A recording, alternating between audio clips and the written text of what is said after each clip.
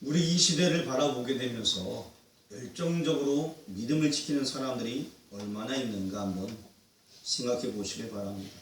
나는 과연 믿음을 잘 지키고 있는가?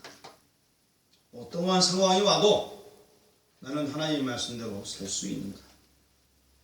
세례 요한 같은 경우에는 성경의 역사를 그대로 믿었고 하나님의 말씀을 알았기 때문에 나아가서 만인들에게 회개의 세례를 전파하며 회개하라라고 외쳤고요. 그 당시에 많은 서기관 바리새인, 즉 지금은 말하면 지금의 국회의원들 이런 사람들을 향해서 독사의 자시라 나왔는데 독사의 새끼들 하면서 욕을 했던 사람이 바로 세례 요한이었습니다. 담대하게 그는 외쳤습니다. 열정적으로 자기의 사명을 감당했습니다. 오늘날 많은 사람들은 열정적으로 하나님을 하기보다는 어디인가 나도 모르게 빠져있는 경우가 많이 있습니다. 어떤 사람은 골프에 심취되어 있고 어떤 사람은 게임에 심취되어서 맨날 휴대폰 들고 다닙니다. 어디 가서나 휴대폰 들고 있고 TV를 보면서도 휴대폰을 같이 하고 휴대폰이 없으면 안 돼요. 휴대폰 없으면 불안해서 떨고 휴대폰 패드에 빠져가지고서 인생을 보내는 사람이 있습니다. 그러다 보니까 목이 굽어지고 목이 잘못되더라도 상관없이 그 무언가에 빠져서 심취되어 있는 사람들이 많이 있습니다. 예수 믿는 사람들은 하나님 말씀에 빠져 있어야 되고 하나님 말씀에 귀를 기울여야 되는데도 불구하고 어떤 이들은 교회에 와서까지 계속해서 예배를 드리면서도 다른 동영상을 쳐다보고 있고 다른 게임을 하고 있고 이런 사람들이 많이 있다는 것입니다. 이스라엘 백성들 선지자가 없는 시대를 지나가게 되었습니다. 그래서 암흑기라고 얘기하는 400년의 시대. 지금 말라기 선지자가 마지막으로 이제 예언을 하게 되고 그 이후 400년의 기록 구약 성경이 끝나면서 이제 세례 요한이 등장하게 됩니다. 엘리야가 올 것이라고 예언했는데 그 엘리야가 바로 세례 요한이요. 이 세례 요한이 길을 예비하면서 하나님 말씀을 선포하게 됩니다. 예전에 왕이 지나갈 때에 왕이 오기 전에 먼저 길을 예비하는 사람도 있었고 안 좋은 길을 닦아서 편편하게 하고 그러고도 나서 또 왕이 행세할 때는 앞에서 소리 지르면서 왕이 오신다라고 외쳐대면서 모든 사람들이 길 비켜라라고 소리치는 사람들이 있었습니다. 그 역할을 지금 세례 요한이 하고 있는 것입니다. 내 뒤에 예수님이 오신다 라고 얘기하면서 그 예수 그리스도의 소식을 이 세례 요한이 전하는 것입니다. 그런데 이 세례 요한은 지금으로 말하면 인기 없는 이야기를 전합니다. 오늘날 많은 교회는 여러분 이거 하면 복 받아요 하면서 좋은 얘기 또 좋은 학설들 좋은 이야기를 하면 교회에 부흥이 된다고 생각해서 목회자들이 많은 책을 보며 연구를 하면서 성경 말씀보다는 세상에 좋은 얘기해서 이렇게 하면 복 받습니다. 복 받으세요. 좋게 이야기합니다. 그리고 교회 부흥의 비결, 교인들에게는 나쁜 얘기하면 안 됩니다. 좋은 얘기 해야 됩니다. 교인들에게 항상 웃으며 대해야 됩니다. 이런 책들이 실제 나와 있어요. 시중에 막 돌아다녀요. 교회 부흥의 비결, 무조건 잘 된다고 해야 됩니다. 이런 게 다 있어요. 바른 복음을 전해야 되는데 오늘날 목회자들이 바른 얘기 못하는 거예요. 왜냐? 교회 부흥 안 될까? 세례 요한은 그런데 어떻게 했냐면 회개하라, 독사의 자식들 하면서 담대하게 외쳤어요. 그가 누구든 간에. 하지만 그 말씀을 깨우치는 사람이 있었다는 것이에요. 정말 핵심의 메시지를 전하는 거예요. 하나님께서 원하시는 그 메시지. 인기 없는 설교 같았지만 회개를 촉구했습니다. 인기 없는 것 같았지만 계속 회개. 오늘 본문 3절 말씀 같이 한번 읽어보겠습니다. 요한이 요단강 부근 각처에 와서 제사를 받게 하는 회개의 세례를 전파하니. 자, 여기 요단강 북은 각초에, 즉 다시 말씀드리면은 이 세례요한은 요단강의 그 주위를 왔다 갔다 하면서 요단강에 여러 사람들이 뭐 물이 피어서 오기도 하고 뭐 그러는데 그 주위를 돌아다니면서 열심으로 담대하게 복음을 전했습니다. 적극성을 가지고서 이 일을 하고 있었다는 것입니다. 우리는 얼마나 주의를 행하는 데 있어서 적극성을 가지고 하고 있습니까? 강야에 외치는 이 소리, 이 소리가 우리가 되어야 되는데 어떤 사람들은 강야에 외치는 이 소리가 되는 것이 아니라 하나님 말씀을 많이 아는 지혜 있는 자로 자기 지식을 내세우고 자기 어깨를 높이려고 하고 있습니다. 세례요한은 그렇게 그 사역을 감당하고 조용히 사라졌어요. 열정적으로 자기 일을 감당하고 어떤 것도 바라지 아니했습니다.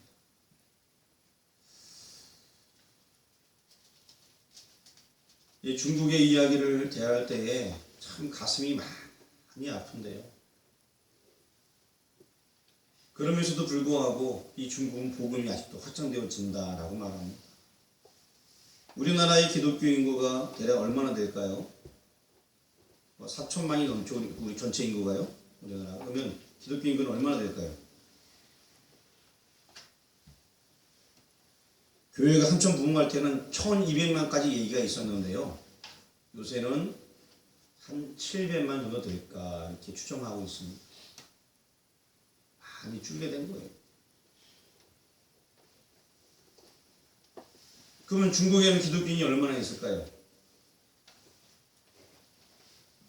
통계된 숫자, 거기 통계가 더 늦어요.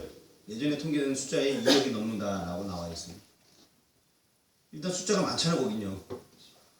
우리나라보다 기독교인 숫자가 더 많아요, 거기가요. 그리고 그 사람들은 우리나라 초기에 복음 들어왔을 때에 어땠습니까? 기뻐하고 즐거워하고 막 기적이 나타나고 막 그러지 않습니까? 그게 지금 중국에서 일어나고 있는 거예요. 그래서 막 열광하고 막 뜨겁게 예배드리고 찬양하는 것입니다.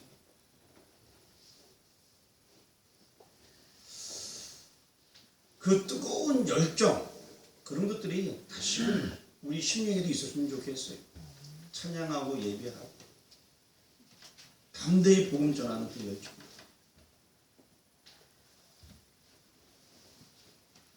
그 4절에서 6절까지 말씀을 또 읽어보겠습니다. 선지자 이사야의 책에 쓰는바 광야에서 외치는 자의 소리가 있으리되 너희는 주의 길을 준비하라. 그의 오실 길을 걷게 하라. 모든 골짜기가 메워지고 모든 산과 작은 산이 낮아지고 굽은 것이 곧아지고 험한 길이 평탄하여질 것이요 모든 육체가 하나님의 구원하심을 보리라. 밤과 같으니라. 아멘. 이 말씀 이사야 40장 3절에서 5절까지 나와 있는 말씀을 그대로 이사야가 했던 말 그대로 지금 세례요한이 인용한 거예요. 지금 앞으로 내 뒤에 예수님께서 메시아가 오실 건데 그가 이 일을 하신다라고 얘기합니다. 이사야 선지자가 앞으로 왕이 오실 건데 이런 일이 있을 것이다 라고 얘기한 그 메시지를 그대로 세례요한이 전합니다. 왜 그대로 전할까요? 이사야의 얘기를 그대로 합니다. 이사야 선지자가 앞으로 엘리야가 올 것이라 예언했거든요. 그 엘리야가 세례요한이기 때문에 그 말씀을 그대로 받아서 이제 증거하면서 앞으로 되어질 일들을 이 세례요한은 선포하고 있는 것입니다. 이제 우리는 어떤 일을 해야 됩니까? 우리는 이제 다시 오실 주님을 증거해야 됩니다. 세례요한은 바로 주님 오실 것이다 라는 얘기를 했고 실제로 오셨지 않습니까? 이제 우리 입장은 다시 오실 주님, 초림하신 주님 말고요, 재림하실 주님, 그 주님을 선포하는 것이 우리의 삶의 목적이 되어야 되는 것입니다. 그래서 우리는 주님 맞을 준비를 해야 됩니다. 내 스스로 먼저 준비하고 다른 사람도 준비할 수 있는 길을 열어둬야 되는 것입니다. 또한 그러기 위해서는 이 땅에 있는 많은 죄악과 싸워서 승리해야 됩니다. 그리고 생명의 말씀 복음을 증거하는 일에 조금도 게을리해서는 아니 될 것입니다. 우리 8절 말씀 다 같이 읽어보겠습니다. 그러므로 회개에 합당한 열매를 맺고 서로 아브라함이 우리의 조상이라. 내가 너희에게 이르노니 하나님은 능히 이 돌들로도 아브라함 다윗의 자손이 되게 하시리라. 아멘. 지금 이 당시에 세례요한이 이 메시지를 증거할 때 그 유대인들은 아브라함의 후손이 있거든요. 실제적으로요. 그러니까 우리는 선택된 민족이다. 선민 사상이 있었어. 그래서 당연히 우리는 다 구원받는다라는 생각을 가지고 있었는데 지금 그런 거 자랑할 때가 아니다.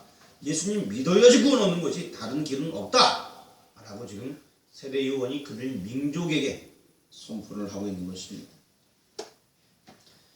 회개에 방해하는 모든 것들을 다 제거해야 된다는 것입니다. 너희들 아브라함 후손이라는 거 다 없어야 된다. 너희 집안이 제대로 기독교 집안이라는 거 없어야 된다. 네가 신앙생활 잘한다는 자만심 없어야 된다. 이런 거 다 제거하라는 거예요. 순수하게 그 예수님 받아들여야 된다. 오직 예수님만이 살 길이라는 그 복음의 메시지를 그대로 받아들여야 한다는 것이 오늘 이 세례요한의 메시지인 것입니다. 그리고 11절부터 14절까지 같이 읽겠습니다. 대답하여 이르시되 옷 두 벌 얻은 자는 옷 없는 자에게 나눠줄 것이요 먹을 것이 있는 자도 그렇게 할 것이니라 하고 세리들도 세례를 받고자 하여 왔어 이르되 선생이여 우리는 무엇을 하리까 하매 이르되 부과된 것 외에는 거두지 말라 하고 군인들도 물으되 우리는 무엇을 하리까 하매 이르되 사람에게서 강탈하지 말며 거짓으로 고발하지 말고 받은 분류를 족한 줄 알라 하니라. 아멘. 그래서 회개 열매를 맺으라는 것입니다. 일단 회개하고 회개 열매를 맺으라는 거예요. 그러니까 우리가 3일밤 기도할 때 자꾸 회개하잖아요. 이 회개를 하고 회개 열매 있는 삶, 회개를 했으면 거기에 합당한 삶을 살아가는 것입니다. 하나님 앞에 나와서 나 이제 왔으니 두 손 들고 기도하는데 거기 나가서 거기에 합당한 열매를 맺으라고 오늘 성경에서 말씀하고 있습니다. 오늘 말씀의 내용들이 상당히 많지만 제가 핵심만 딱 일부러 찍어서 말씀을 드립니다. 영상을 하고 시간이 많이 지나서요. 오늘 이 말씀 보게 되면은 일단은 우리가 세례 요한대로 이 시대 살아가면서 적극성이 있어야겠다는 적극성, 뜨거운 열정을 가져라는 것입니다. 그리고 또한 다시 오실 그 주님, 그 주님에 대해서 선포하는 것이 우리의 사명이라는 것입니다. 우리 역시 또한 내 자신을 되돌아보면서 내가 뼈대에 있는 가문이라고 내가 우리 집안이 몇 대로 건사님 후손이라 이런 거 얘기하지 말고요. 그거 자랑할 거 하나도 없어요. 자신을 되돌아보고 회개하시길 바랍니다. 하나님 말씀대로 살지 못하면 다 회개하시길 바랍니다. 그러고 나가서 회개했으면 거기에 알맞는 열매 맺는 삶, 그런 삶 살아가는 여러분 되기를 주의 이름으로 축원합니다. 아멘. 기도하겠습니다. 하나님 감사합니다. 세례 요한 광야에서 자기 사명 감당하고 조용히 사라졌습니다. 광야의 외침이 되었습니다. 우리 역시 이 땅에 살아갈 때에 광야의 외침이 되어지길 원합니다. 아무도 이 복음 안 전할지라도 나는 하나님의 사람으로서 이 복음 전하길 원합니다.